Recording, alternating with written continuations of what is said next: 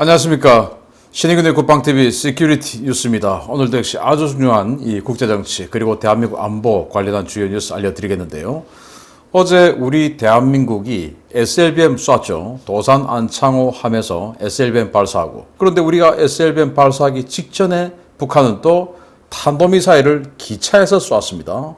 그런데 이 기차에서 탄도미사일 쏘는 거 이거 대단히 위험한 건데 이게 또 어떤 의미인지, 또 이러다 보니까 문재인 대통령이 뭔가 NSC에서 한마디 해야 되는 상황이 펼쳐졌고, 그래서 또 한마디 했더니 김여정이 문재인에게 또 하명을 내리는 꾸짖는 하명을 또 내렸네요. 어떤 내용인지 한번 보겠고, 그리고 이 ADD 국방과학연구소에서 우리 한국의 전략무기, 신무기 4개를 공개를 했는데 그 4종 세트가 어떤 무기들인지 또 어떤 능력을 갖게 될 것인지 그런 것들 또 해설해 드리도록 하겠습니다. 첫 번째입니다. 삶은 소대가리 명언을 남기며 문재인 조련사로 활약하고 있는 김여정이 이번에도 문재인을 겨냥한 비난을 쏟아냈습니다. 해외 전문가들은 이 상황이 현 정부에 상당한 타격이 될 것이라고 평가하고 있습니다. 김여정이 9월 15일 조선중앙통신을 통해 특별 담화를 내고 문재인의 실명을 거론하면서 한국의 SLBM 발사와 문재인의 발언을 문제 삼고 나섰습니다. 김여정은 남조선의 문재인 대통령은 우리의 미사일 전력은 북한의 도발을 억제하기에 충분하다라는 실언을 했다라고 주장하며 한 개 국가의 대통령으로서는 우모하기 짝이 없다라고 지적했는데요. 그는 또 대통령이 기자들 따위나 함부로 쓰는 도발이라는 말을 망탕 따라하고 있는데 매우 큰 유감이며 매사 언동에 심사숙고하라 라며 이른바 하명을 내렸습니다. 김여정은 대통령까지 나서서 상대방을 헐뜯고 걸고드는 데 가세한다면 부득이 맞대응 성격의 행동이 뒤따르게 될 것이고, 그렇게 되면 북남 관계는 여지없이 완전 파괴로 치닫게 될 것이다 라고 경고했는데요. 미 의회에서 관리하는 관영 매체 자유아시아 방송은 이번 상황이 문재인 정권에게 상당한 타격이 될 것이라고 평가했습니다. RFA는 아사히 신문 한반도 전문가 마키노 요시히로 기자를 인용해서 문재인이 왕위를 만나 베이징 동계올림픽 계기, 남북 정상회담 등 한반도 평화 문제를 논의하고 있는 그 시간에 북한은 미사일을 발사했고 문재인을 비난했다라며 이는 한반도 평화 프로세스를 주장하고 있는 한국 정부에 상당한 타격이 될 것이다 라고 평가했습니다. 전문가들은 김여정이 그동안 남조선 당국자 등의 우회적 표현을 사용하며 대남 비방을 했던 것과 달리 문재인의 실명을 직접 거론하며 비난한 배경에 주목하고 있는데요. 백두혈통의 새로운 하명에 문재인 그리고 북조선과 더불어 민주당이 어떤 행보를 보일지 지켜봐야 되겠습니다. 자, 김여정이가 특별 담화를 했습니다. 자, 어제는 참 다사다난했던 하루였는데, 일단 외교적으로는 왕이 중국 공산당 외교부장을 오전에 정의용 한국 외교부 장관이 회담을 나눴고, 그리고 오후에는 이 왕이가 청와대를 방문해서 문재인을 또 만났습니다. 그런 직전에 북한은 탄도미사일을 2발을 쏘았습니다. 그리고 또 우리는 SLBM, 즉 잠수함 발사 탄도미사일을 또 쏘았습니다. 이런 여러 가지 상황, 또 북한이 탄도미사일 쏘니까 NSC 국가안전보장회의를 소집을 안 할 수가 없었죠. 왜냐? 그동안 안 했는데 지금 대선 코앞에 두고 또 NSC 안 하면 야당의 공격 빌미가 될까봐 NSC 했겠죠.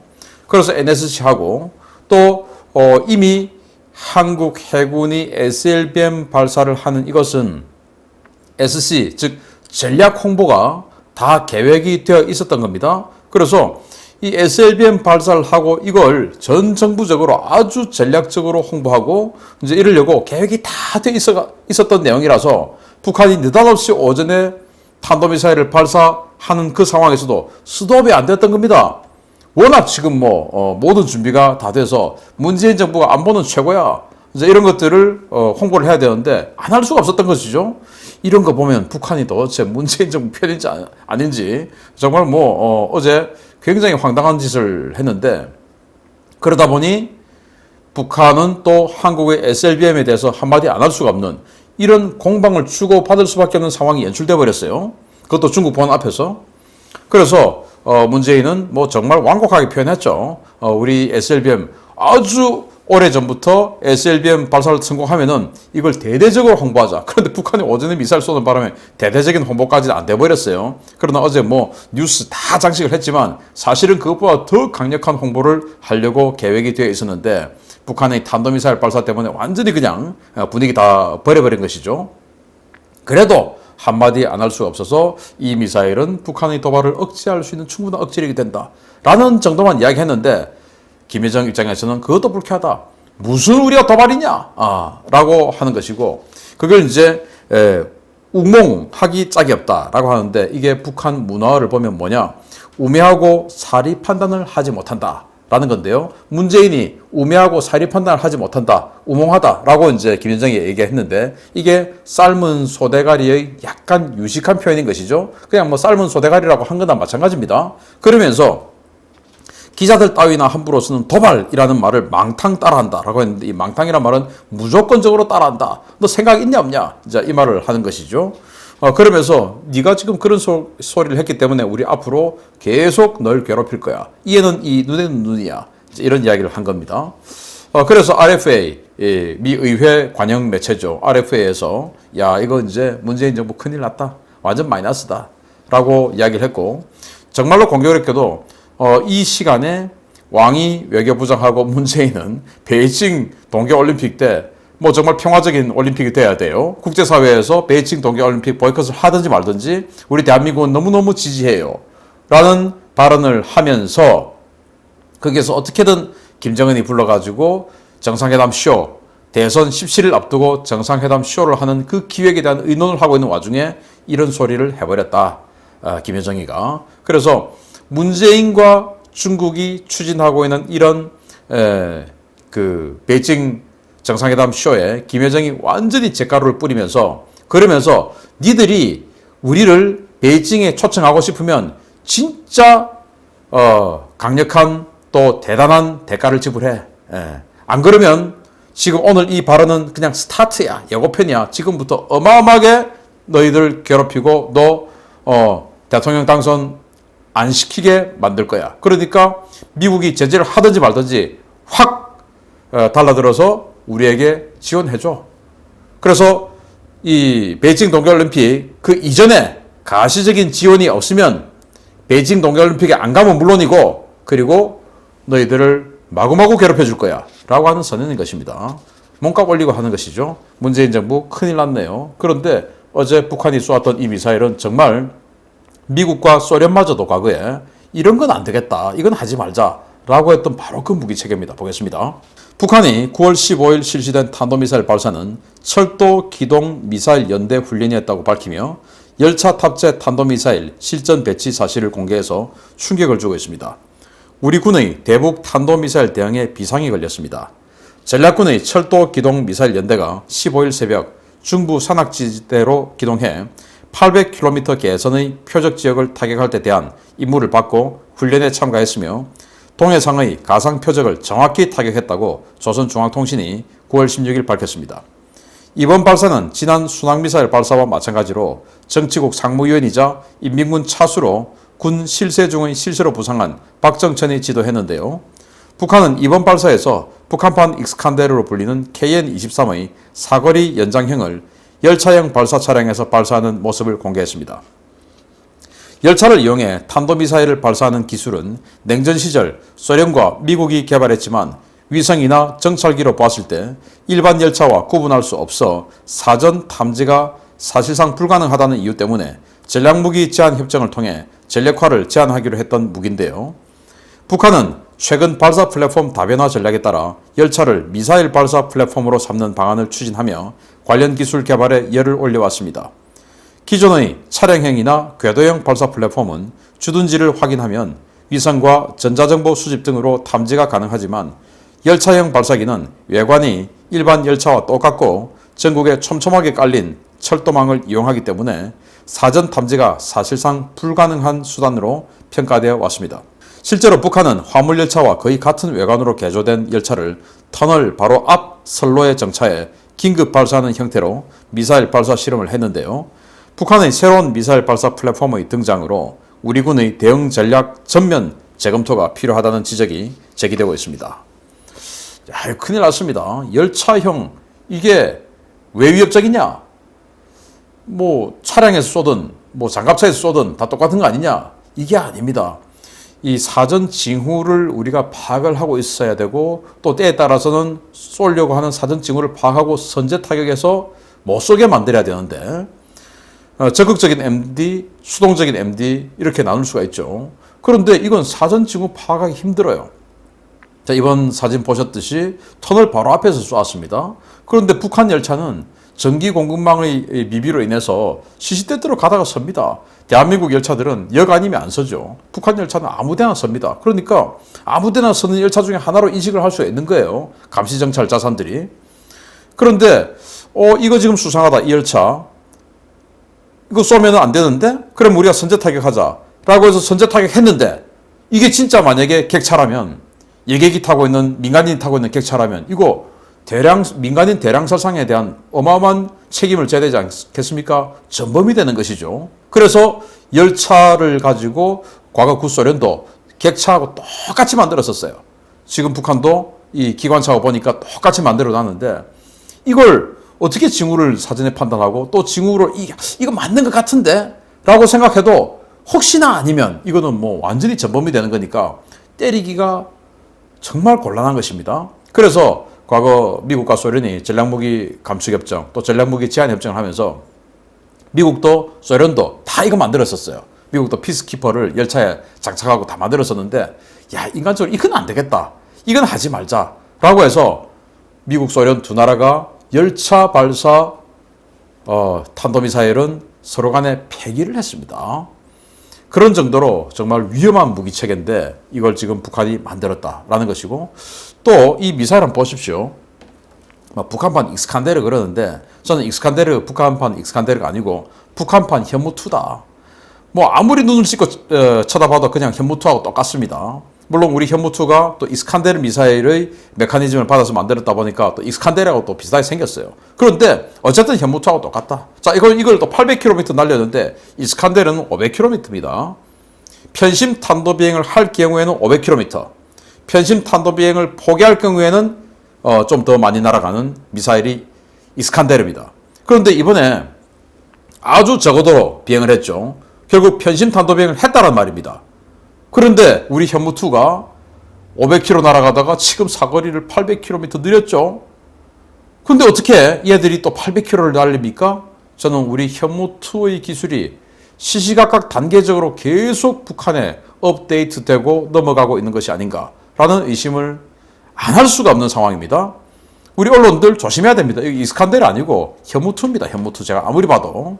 그래서 제가 다음 소식에 말씀드릴 텐데 우리 ADD가 어제 쏘았던 현무 4-4 SLBM 말고도 또 새로운 전략무기 4종 세트를 공개했는데 이 모든 것들이 또 단계적으로 아주 실시간으로 북한에게 넘어가지 않는다는 보장이 없다라는 우려를 해드리면서 이 열차 발사 탄도미사일은 냉전시대 그 첨예한 냉전시대 미소도 이건 하지 말자 라고 했던 그 무기체계를 북한이 만들었습니다. 이제는 우리는 이 선제 타격, 북한 지도부를 제거하는 선제 타격 외에는 방법이 없어지고 있는 상황으로 내몰리고 있다라는 말씀을 드리면서 4종 세트 알려드립니다.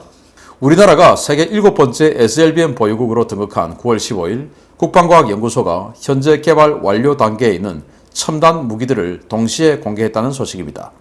한국군의 전략적 능력을 비약적으로 향상시킬 4종류의 무기들이 공개됐습니다. 국방과학연구소 ADD가 15일 현재 개발 완료 단계에 있는 신무기 4종을 공개하며 대대적인 자축 행사를 가졌다고 주요 언론들이 일제히 보도했습니다.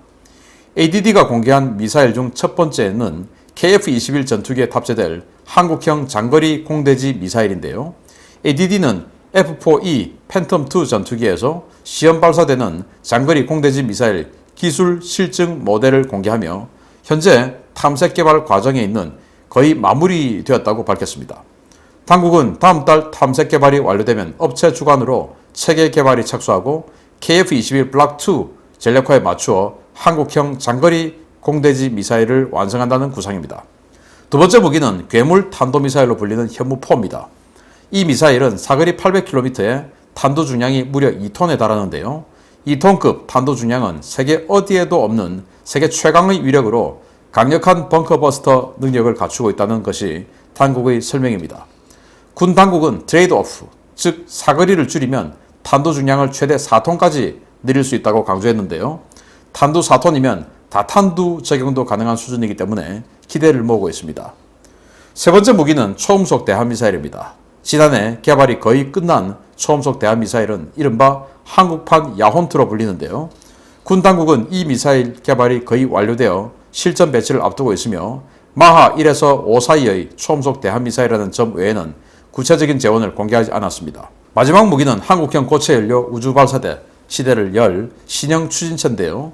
ADD는 지난 7월 29일 충남 태안의 종합시험장에서 우주발사체용 고체연료 추진기관 연소 시험에 성공했다고 밝혔습니다. 이 추진체는 500kg급의 인공위성을 저궤도에 올릴 수 있는 능력으로 사실상 ICBM에 준하는 수준의 비추력을 확보하고 있는데요. 군 당국은 이 추진체를 이용해 오는 2024년까지 고체연료 로켓을 이용한 우주 발사체를 쏘아 올린다는 계획입니다. 당국이 이번에 공개한 신무기 4종 세트는 우리 군의 전략적 능력을 비약적으로 향상시켜줄 것으로 기대를 모으고 있는데요. 부디 계획된 성능과 일정대로 전략화되어서 우리 군의 군사적 억지력 향상에 기여해 주기를 기대합니다. 자, 일단 이 4종 중에서 첫 번째가 바로 한국형 장거리 공대지 순항미사일이에요. 그래서 뭐 일부 언론은 한국형 타우러스라고 하는데 제가 알기로는 한국형 타우러스가 아니고 따로 투트랙으로 별개로 개발되고 있는 거예요. 한국형 타우러스는 지금 우리가 독일로부터 도입한 그 타우러스 미사일의 축소형이죠. 그래서 FA-50 등에도 탑재할 수 있도록 뭐 하겠다라고 하는데 사거리가 최대한 300km, 350km 이 정도인데 그것보다 훨씬 더 장거리, 더 멀리 날아가는 공대지 순항미사일을 만들겠다라는 건데요. 그래서 이번에 팬텀기에다가 장착해서 했던 거는 분리되고 점화되는 여기까지 과정이에요. 그게 이제 비행하고 날아가고 이것까지 아니고 이 분리가 제대로 되느냐 그리고 분리해서 점화가 돼야 이제 또 비행을 하니까 점화가 되느냐 여기까지만 기술 실증 테스트를 한 것이고 이제 이 기술 실증이 되었으니까 이제 체계 업체를 선정하는데 여기에 당연히 뭐 미사일 관련해서는 우리 한국의 LIG 넥스원 그리고 또 한화 이 두 개 업체가 한화 같은 경우는 과거에 이제 삼성 탈레스였죠. 그걸 이제 이수한 한화 이렇게가 경쟁을 할 텐데 한화 같은 경우에는 터키의 국산 쏨이라고 하는 미사일이 있습니다. 그 쏨 미사일의 기술을 도입해서 한다라는 구체적인 계획까지도 있어요. 쏨 미사일 같은 경우는 지금 현재 180km는 완성되어 있고 300km를 또 최근 성공했고 550km짜리를 지금 만들고 있어요. 그리고 최대 2500km까지 계획하고 있습니다. 그래서 저는 이 쏨 미사일을 기반으로 한 이 장거리 공대지 미사일이 아니냐. 그래서 최대 한 500km 이상 날아가는 거 아니냐. 이렇게 보고 타우러스는 한국형 타우러스는 그보다 더 짧게 날아가니까 투트랙이다. 이렇게 보고 뭐 이게 완성이 된다면 우리 KF-21, KF-X가 굉장한 타격력을 가지게 되는 것이죠. 잘 됐으면 좋겠습니다. 그리고 두 번째가 이제 현무포입니다. 이 현무포를 개량한 게 우리 SLBM 현무4-4인데 이 덩치에 한계가 있죠. 그러다 보니까 탄두 중량을 일단 2톤으로 하는데 이 2톤 가지고도 800km를 날려보내고 그런데 이 사거리를 500km로 줄이면 3톤 그리고 300km로 줄이면 4톤의 탄두를 만들 수 있다라는 거예요. 이야, 300km? 사실 뭐 300km는 너무 짧은데 그런데 뭐 3톤이라 하더라도 정말 뭐 어마어마한 그런 탄두 위력이 되겠죠.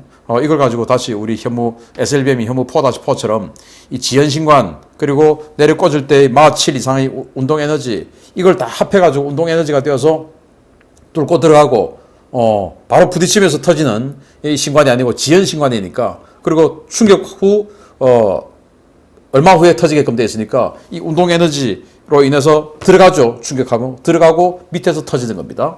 그래서 엄청난 탄두 중량과 함께 속도 그렇게가 다 모아져서 운동 에너지가 되어서 뚫고 들어가고 밑에서 폭발하는 벙커 버스트가 되는 거고 여기 우리가 KT즘 같은 거 만들었을 때 열압력 탄도 만들었고 하니까 아주 다양한 그런 탄두 강력한 탄두 열압력 탄 확 집어넣어서 그냥 뭐 한 3톤 4톤으로 지하에 있는 거 전부 그냥 통구이로 만들어 버릴 수도 있죠.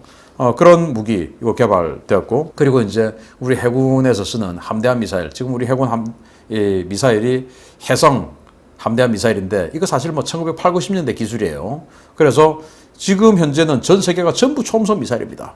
그래서 우리도 초음속 미사일, 즉 뭐 형상 딱 봐도 그냥 러시아의 야혼트, 그 야혼트를 국산화한 게 인도의 브라모스인데 뭐 그것들하고 똑같이 생겼어요, 거의. 그래서 우리가 러시아로부터 기술 도입해서 지금 만든 게 아니냐라는 생각을 딱 봐도 알 수 있는 건데, 그 야혼트가 막 2.5에서 한 250km 날아가니까 아마도 막 2.5에서 3, 그리고 200에서 400km 정도의 사거리가 아닐까 생각이 되는데, 근데 조금 늦었어요. 지금은 미국을 비롯한 이 서방 선진국은 이 초음속 의미 없다. 왜? 방공 능력이 워낙 좋아져가지고 초음속은 큰 의미 없다. 이제는 극초음속으로 가든지 아니면 스텔스로 가든지 둘 중에 하나다라는 거거든요. 그래서 뭐 이거 개발한 거 이거 필요 없다라고 할 필요는 없고, 빨리 동시에 극초음속 대한미사일 그리고 스텔스 대한미사일 개발에 들어가기를 기대합니다. 그리고 이제 ICBM의 기반이 될 수 있는 이 로켓 연소 실험을 했다라는 건데, 이 정도 했으면 한 7분 능선 넘어간 거죠. 그래서 이거 가지고 ICBM 개발 성공하기를 바랍니다. 자, 그러면 이게 왜 현무 4-4 SLBM을 잠수함에서 발사 성공한 그날 다 공개를 했을까요? 전 정부적으로 전략적 홍보 SC를 하려고 했던 거죠. 이 정부가 안보 문제에 있어서 이렇게 잘하고 있어 라는 걸 막 홍보를 하면서 대통령 선거에 활용을 하기 위한 그런 스케줄로 잡았던 것 같습니다. 그런데 정말 황당하게도 북한이 그 완전히 그냥 물을 타버리는 미사일 오전에 쏴버려가지고 이 SC가 제대로 안 돼서 이 정부 사람들 정말 참 눈물을 흘리고 있을 것 같은데, 자, 그런데 제가 여기서 하나 팩트를 알려드리면, 이 모든 4종 세트 그리고 현무 4-4까지 해서 어제 공개되었던 5가지의 신형 무기들은 문재인 정부가 기획하고 개발한 게 아니다라는 겁니다. 전 정부 이명박 정부 때부터, 박근혜 정부 때부터 준비하고 개발되어 왔던 겁니다. 예를 들어서 어제 현무 4-4 같은 경우는 김관진 장관이 지시해서 만든 거예요. 그러니까 이 정부의 치적이 절대로 아니다 라는 말씀을 제가 제 명예를 걸고 말씀을 드립니다. 이건 전 정부들이 해왔던 것을 이 정부가 망치지 않았다라는 겁니다. 그런데 저는 우려되는 것이 이 정보들이 어떤 USB를 통해서 혹시나 북한에 가서 마치 우리가 현무 4 지금 뭐 800km 공개를 했는데 알려줬는데 북한은 그날 800km 미사일을 쐈지 않습니까? 생긴 거 우리 현무 2하고 똑같이 생겼고, 이런 의혹 안 받는 대한민국 정부가 탄생하기를 기대합니다. 마치겠습니다. 감사합니다.